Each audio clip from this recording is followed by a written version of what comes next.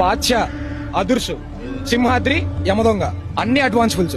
Instagram లో hype ఉందా, Twitter లో హైప్ ఉందా, ఫ్యాన్స్ రిలీజ్ చేస్తానరా, ప్రొడ్యూసర్లు వేస్తానరా, థర్డ్ పార్టీ చేస్తానరా, మాకేం సంబంధం లేదు. ఏ షో అన్నా రవి, సునీల్, మదనపల్లి ఏ థియేటర్లు ఉన్నాయండి, అడ్వాన్స్ ఫుల్ పెట్టే బాధ్యత మాది. అప్పుడు 4 థియేటర్లు హౌస్ఫుల్ పడినాయి, ఈసారి 20 పడింటే సేమ్ అట్లే ఉండేది జాతర. మా అన్న కరెక్ట్ గా 2015 10 ఏళ్ల ముందు మీరు కాలర్ ఎక్కరేసుకునేలా చేస్తాను మాట ఇచ్చినాడు. ఈ రోజుకి దించిన కాలర్. ఆ కాలర్ కన్నా నిలబడి కాళ్ళు వస్తాయేమో కానీ ఇంకా మేము ఆ కాలర్ దించే ప్రసక్తి రాదు. కానీ ఈ రోజు మా ఫ్యాన్స్ ఇన్ని రోజులు మా అన్న స్టేట్మెంట్ ఇచ్చినాడు మిమ్మల్ని కాలర్ ఎక్కరేసుకునేలా చేస్తా అని. ఈ రోజు మా ఫ్యాన్స్ తరపున హైదరాబాద్ అవనివ్వండి, బెంగళూరు, విజయనగరం, అనంతపూర్, మదనపల్లి అందరి ఫ్యాన్స్ తరపున మా హీరోకి నేను ఒక స్టేట్మెంట్ ఇస్తాను. మా అన్న ఈ రోజు టాలీవుడ్ అయిపోయింది, ఇప్పుడు బాలీవుడ్ ఎంట్రీ ఇస్తున్నాడు. ఆస్కార్స్ వరకు పోయినారు RRR తో.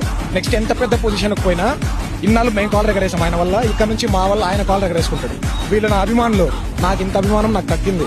నా అభిమానులు చేసే సేవా కార్యక్రమాలు కానీ, సెలబ్రేషన్స్ కానీ ఇంకెవరికి జరగవు అని మా అన్న కాలర్ ఎగరేసుకునే రేంజ్ లో మేము చేసి చూపిస్తాం. డిసిప్లిన్ కానీ ఏదన్నా కానీ మా అన్న చెప్పినట్టు పాలు నాకు పోయేదండి 10 మందికి పంచండి అన్నదానం కార్యక్రమం చేయించినాం. అక్కడ బ్లడ్ డొనేషన్ జరుగుతుంది.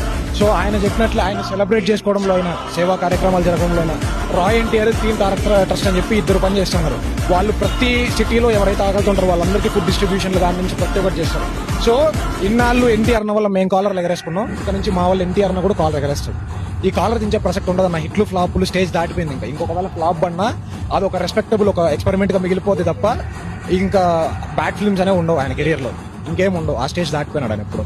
కాబట్టి ఇంకా ఎన్టీఆర్ ఫ్యాన్స్ కి హై హిట్ నుంచి ఎంత పెద్ద హిట్ అనే వరకే ఉంటుంది, అది ఫ్లాప్ అనేది ఉండదు. కాబట్టి ఎన్టీఆర్ ఫ్యాన్స్ ఇంకా హైలో మునిగి తేలాల్సిందే. థియేటర్ వాళ్ళు కొంచెం కోఆపరేట్ చేసినారంటే గాన హైదరాబాద్ ఎక్స్ రోడ్స్ ని మించి మనం చేసి చూపిస్తాం. ఈ రోజే ఒక గ్లిమ్స్ చూపించడం లోపల, మీకు వీడియోలు కూడా ఫార్వర్డ్ చేసిన. ఎక్స్ రోడ్స్ కాదు, బెంగళూరు, సంధ్య ఇవేవి కాదు, మన రవి థియేటర్ రేంజ్ మనం చూపిస్తాం.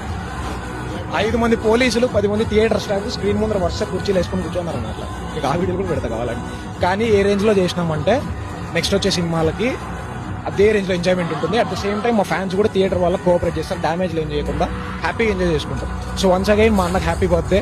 సో ఇంత మంచి షో ఆర్గనైజ్ చేసి హెల్ప్ చేసినందుకు ముందుగా డిస్ట్రిబ్యూటర్ గారికి, థియేటర్ మేనేజ్మెంట్ కి, పోలీస్ డిపార్ట్మెంట్ కి, అండ్ దెన్ డిస్ట్రిబ్యూటర్, మా ఫ్యాన్స్ అందరూ హౌస్ఫుల్ చేసి మళ్ళీ 3వ షో సక్సెస్ఫుల్ చేసినందుకు అందరికీ థ్యాంక్ యూ అన్న. Thank you so much. ఇప్పుడు ప్రస్తుతానికైతే మాట్లాడుకోవడం ఏం లేదన్న, కాలర్ ఎక్కడే అన్న. ఫస్ట్ ఆఫ్ ఆల్ మా అన్నయ్య గారికి 1 కోటి జన్మల పోయినా ఆయన రుణం మేము తీర్చుకోలేము, మా రుణం ఆయన తీర్చుకోలేడు. కాబట్టి జన్మదిన శుభాకాంక్షలు చెప్తూ అన్నగారికి first of all Ravi theatre లో 7:30